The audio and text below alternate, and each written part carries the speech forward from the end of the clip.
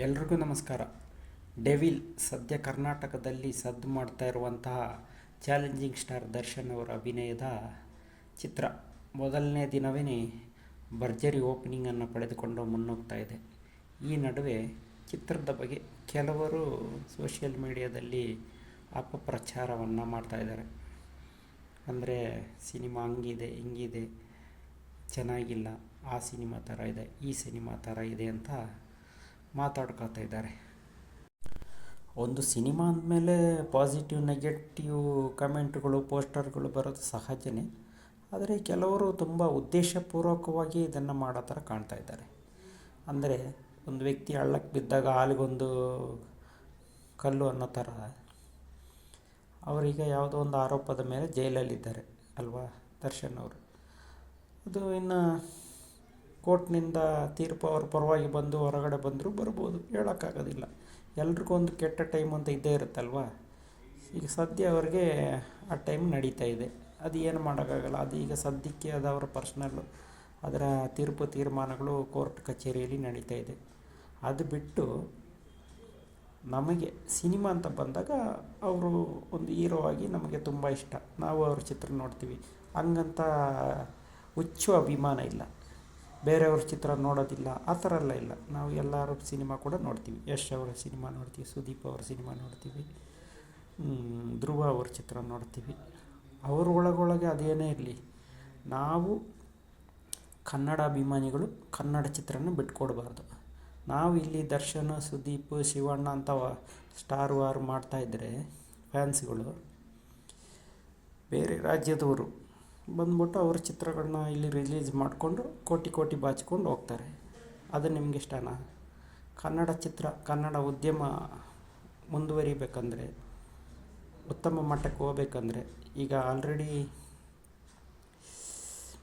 ನಮ್ಮ KGF ಮತ್ತು ಕಾಂತಾರ ಅಂತ ಮೂವಿಗಳು ಬಂದ್ಬಿಟ್ಟು ಸ್ಯಾಂಡಲ್ವುಡ್ ಒಂದು ಟ್ರೆಂಡ್ ಸೆಟ್ ಮಾಡಿಬಿಟ್ಟಿದ್ವಿ ಅಲ್ವಾ.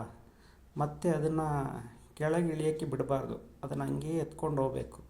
ಇವಾಗ ಅದು ಎಲ್ಲಿದೆ ಅಲ್ಲಿಂದ ಹಂಗೆ ಮೇಲಕ್ಕೆ ಹೋಗ್ಬೇಕು. ಅದು ಕೆಳಗೆ ಬರೋ ಥರ ನೋಡ್ಕೋಬೇಕಂದ್ರೆ ಕನ್ನಡದಲ್ಲಿ ಬರೋ ಮುಂದಿನ ಚಿತ್ರಗಳನ್ನೆಲ್ಲರೂ ನಾವು ನೋಡಿ ಉತ್ತೇಜನ ಕೊಡಬೇಕು ಅಲ್ವಾ.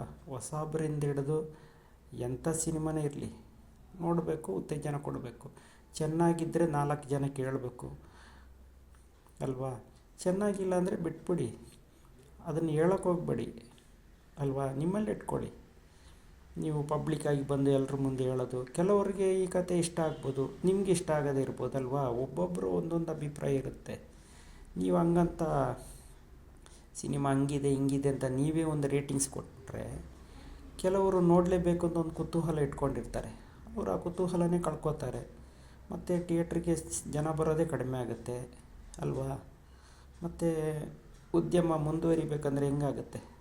ಒಂದು ಕಾಲದಲ್ಲಿ ನಾವು ಅನ್ಕೋತಾ ಇದ್ವಿ, ಬೇರೆ ಉದ್ಯಮದವ್ರನ್ನೆಲ್ಲ ನೋಡಿದಾಗ, ಅಯ್ಯೋ ಅವ್ರು 600 ಕೋಟಿಯಾಗಿ ಸಿನಿಮಾ ಮಾಡ್ತಾರೆ, ಅವರು 2,000 ಕೋಟಿ ತಗೊಂಡ್ರಂತೆ, ಇವರು 3,000 ಕೋಟಿ, ಒಂದು ಹೀರೋಗೆ 5 ಕೋಟಿ 10 ಕೋಟಿ ಅಂತ ಮೊದಲು ಮಾತಾಡ್ತಿದ್ರು. ಇವಾಗ ನಮ್ಮ ಕನ್ನಡದಲ್ಲೂ ಕೂಡ 30ರಿಂದ 40 ಕೋಟಿ ಗಂಟ ತಗೊಳ್ಳೋ ಹೀರೋಗಳು ಬಂದಿದ್ದಾರೆ ಅಲ್ವಾ. ಸಂತೋಷನೇ.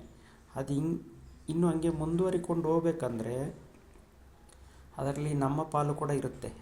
ನಾವು ಸಿನಿಮಾ ನೋಡಬೇಕು, ಅವ್ರಿಗೆ ಉತ್ತೇಜನ ಕೊಡಬೇಕು ಅಲ್ವಾ. ಇಲ್ದಿದ್ರೆ ಅಕ್ಕಪಕ್ಕದ ರಾಜ್ಯದವರು ಬಂದ್ಬಿಟ್ಟು ತಮ್ಮ ಬೆಳೆ ಬೇಯಿಸ್ಕೊಂಡು ಕೋಟಿ ಸಂಪಾದನೆ ಮಾಡ್ಕೊಂಡು ಹೋಗ್ತಾರೆ. ಆದ್ದರಿಂದ ಯಾವುದೇ ಚಿತ್ರ ಇರಲಿ, ಈಗ ನಾನು ಕೂಡ ದರ್ಶನ್ ಅವರ ಅಭಿಮಾನಿನೇ. ದರ್ಶನ್ ಅವ್ರನ್ನಂದರೆ ತುಂಬ ಇಷ್ಟ.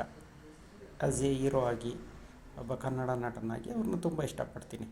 ಇನ್ನು ಅವರು ಈಗ ಅವ್ರ ಕಡೆಯಿಂದ ಒಂದು ತಪ್ಪಾಗಿದೆ, ಆಗಿದೆ ಇಲ್ವೋ ಅಂತ ನಾವಂತೂ ನೋಡಲಿಲ್ಲ. ಅದಕ್ಕೆ ಕೋರ್ಟಲ್ಲಿ ಪರಿಶೀಲನೆ ನಡೀತಾ ಇದೆ, ತೀರ್ಪು ಅಲ್ಲಿಂದ ಬರುತ್ತೆ ಅಲ್ವಾ. ಅದ್ರ ಬಗ್ಗೆ ನಾವೇನು ಮಾತಾಡೋಂಗಿಲ್ಲ. ಆದರೆ ಒಬ್ಬ ಅಭಿಮಾನಿಯಾಗಿ ನನಗೆ ಅವ್ರನ್ನ ತುಂಬ ಇಷ್ಟನೇ, ಅವ್ರು ಮಾಡೋ ಸಿನಿಮಾಗಳೆಲ್ಲ ಇಷ್ಟನೇ. ಹಂಗಂತ ನಾನು ಹುಚ್ಚ ಅಭಿಮಾನಿ ಅಲ್ಲ, ಬೇರೆ ಚಿತ್ರಗಳನ್ನು ನೋಡ್ತೀನಿ. ದರ್ಶನ್ ಅವರೇ ಕೂಡ ಹೇಳಿದ್ರಲ್ವ ಒಂದು ಇಂಟರ್ವ್ಯೂನಲ್ಲಿ, ಫಸ್ಟು ನಿಮ್ಮ ತಂದೆ ತಾಯಿಗೆ ಮರ್ಯಾದೆ ಕೊಡಿ, ಆಮೇಲೆ ಸಿನಿಮಾ ಹೀರೋಗಲ್ಲ ಅಲ್ವಾ. ಒಂದು ಹೀರೋ ಹೋದರೆ ಇನ್ನೊಂದು ಹೀರೋ ಬರ್ತಾನೆ, ಆದರೆ ಒಂದು ತಂದೆ ತಾಯಿ ಕಳ್ಕೊಂಡ್ರೆ ಮತ್ತೆ ಸಿಗೋದಿಲ್ಲ ಅಲ್ವಾ. ತಂದೆ ತಾಯಿ ಅಣ್ಣ ತಂಗಿ ಹೆಂಡತಿ ಮಗ ಮೊದಲು ಪ್ರೀತಿನ ಅವ್ರಿಗೆ ಕೊಡಿ, ಆಮೇಲೆ ನೀವು ಇನ್ನೊಬ್ಬರ ಅಭಿಮಾನಿಗಳಾಗಿರಂತೆ ಅಂತ. ಅದೇ ಥರ ಕನ್ನಡ ಚಿತ್ರನ ಬೆಳೆಸಿ. ನಾವೇ ನೋಡ್ದಿದ್ರೆ ಇನ್ನು ಬೇರೆಯವ್ರು ಬಂದು ನೋಡ್ತಾರಾ ಅಲ್ವಾ? ಎಲ್ಲ ಚಿತ್ರಗಳನ್ನ ನೋಡಿ. ಕಡಿಮೆ ಬಜೆಟಿಂದ ಇರೋದು ಕೋಟಿ ಕೋಟಿ ಬಜೆಟ್ ಚಿತ್ರಗಳನ್ನ ಕೂಡ ಉತ್ತೇಜನ ಕೊಡಿ ಅಲ್ವಾ? ಎಲ್ರಿಗೂ ಒಳ್ಳೆಯದಾಗಲಿ. ಜೈ ಕರ್ನಾಟಕ.